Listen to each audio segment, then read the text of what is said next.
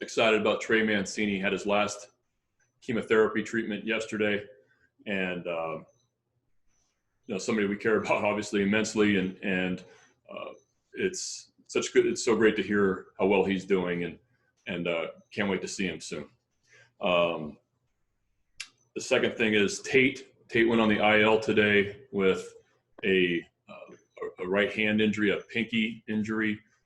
He had an unfortunate accident where he tripped in his apartment yesterday and landed funny on his hand, and he's going to get further tests on his pinky, but he had to go on the IL.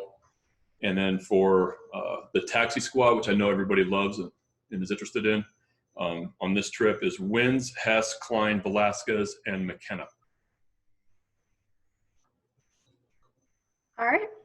We'll start with questions, starting with Rich Dubroff.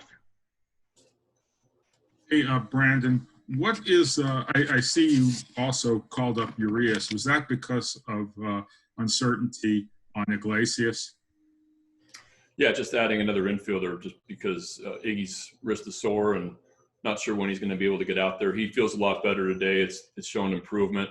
We're hoping to get him out there the next couple of days, but just we don't know at this point. So called up Urias as infield depth. Next, Steve Molesky. Brandon, what has been the difference between Severino, who was really on fire for a longest stretch, and the guy who's really struggling now? And is there a common denominator for players to try to get out of a slump, or is it very individualized? Yeah, I see Sevy pressing. To try to finish the year strong and just trying to do too much at the plate, and really hoping he gets back to a middle of the field approach and taking just a quality of bats that he did the first month of the season, where really driving the ball to the big part of the field, staying in his strike zone, really being a threat at the plate. And there's just lately he's just expanding and just trying to do way too much. And so he's in there tonight, and I expect him to, when Sevy's up there, I think there's going to be a ball hit hard here somewhere, just because I do like his approach, but just as of late, he has expanded his strike zone a little bit, and he kind of gotten away from that. Next, Brett Hollander. Brandon, do you take more away from Keegan putting up his maybe best start of the year right after getting 2 outs at Yankee Stadium? Does that add more to you when you assess him, given that he's so young?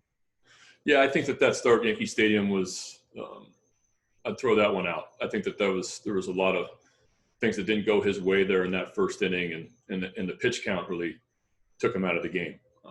And his last start, for me, he was excellent, and facing a really good Braves lineup and throwing his fastball by guys and mixing in some good change-ups against really good right-handed hitters in that lineup. So, yeah, I've been really, really impressed with Keegan, his stuff, his aggressiveness, how he likes to pitch in, and I would expect to see him pitch that way the rest of the way. Next, Melanie Newman. Brandon, just to hear, as you look at the fact that we're already in the final week, are there any boxes you're still left looking to check off really with what you wanted to see? And then 2, if you can kind of take us through even what was going on with Carson Fulmer. Well, I'd just like to see us continue to play competitive baseball this last week. I think sometimes that you play the year out, but like last year we didn't play the year out. Last year we played hard all the way until the last inning of the last game, and I expect our guys to do that this year as well. We're young. We're young on the mound. We have inexperienced hitters, and I think that our guys are going to compete all the way to that last game in Buffalo, and I'm looking forward to watching our guys continue to get better these next 6 games. Yeah, Carson threw the ball really well for us. That was just a roster decision, and I wish him the best of luck. He's a great guy and did a nice job for us while he was here. Dan Connolly. Brandon, do you have a sense on whether this is the last game we'll see Keegan Akin pitch this year, or if he's going to pitch on Sunday? And will that be determined by how he does today, and whether you want to, end it on a good note or give him another chance, kind of thing? Yeah, exactly what you said. Okay. He's going to pitch today, and then we'll go from there. John Mioli. Excuse me. Brandon, oh my goodness. I haven't talked to anyone all day. Regarding Keegan, you've seen it a few times now. I'm sure there are some numbers that you guys have that the world doesn't have that might explain it. Why does his fastball get by hitters the way that it does? Is there anything that you can explain that by? I think it's if you look at his delivery, you look at the tempo of his delivery and kind of his arm slot and how his arm works. It's just real quick. And I think you heard some of the Braves guys talk about it after the game, where he might have been throwing 92, but it felt like 100. And it's just the way his arm works and the tempo and his delivery and how quick his arm is. And the ball's just got a ton of ride. Ball stays in the air a long time. And you can see that from the dugout. The velos do surprise you on the board, because it does feel harder and look harder than the velos show. So that's the science part of it that I'm not exactly sure. I just know that it's a quick arm, it's a quick delivery. It's kind of a short arm slot that really gets on. The ball really gets on guys. And this is so weird, just so you know. Like, I'm looking up at you, but it looks like I'm looking into space. So we got a weird Zoom set up here in Fenway Park. I'm not looking away from you. I'm looking at you.